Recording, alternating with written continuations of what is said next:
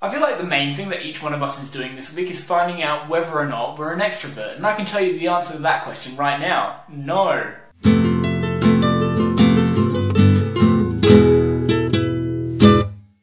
I would also give you some predictions about the 3 other personality types that were identified on that test, but I can't remember what they were because they were so wordy I still don't understand what any of them mean. So let's try and find out together, shall we? Here we go. Right, I've now done this test, and to be honest, I think I had just as much trouble, if not more, understanding the questions as understanding the answers that you guys gave yesterday, because just listen to some of these. You easily perceive various ways in which events could develop. The process of searching for a solution is more important to you than the solution itself.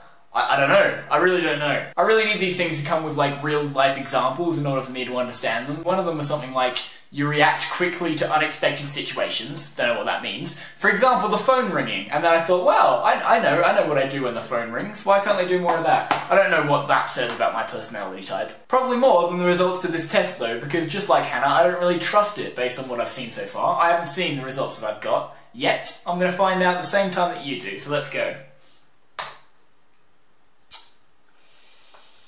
I am an introvert sensing, thinking, perceiving. ISTP. Alright? So 44% introvert, a moderate preference for introversion, which, you know, that doesn't surprise me. Marginal or no preference for sensing over intuition. 38% thinking over feeling, and 33% perceiving over judging.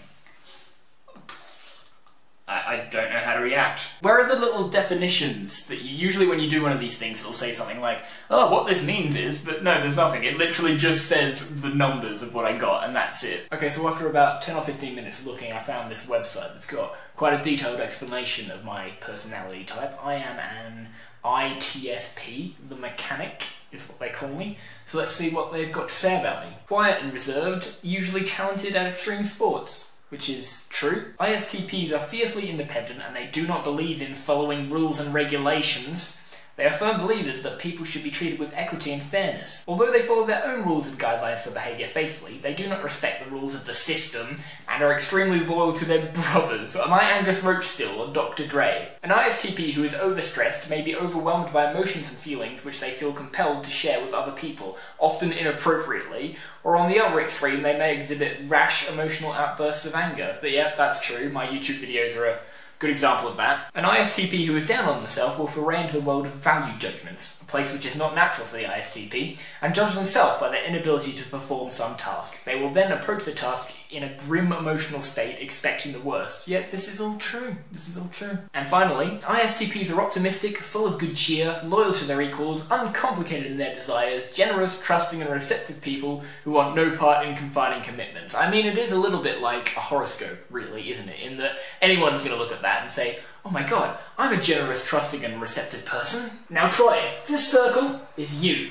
Oh my god, it's like you've known me all my life.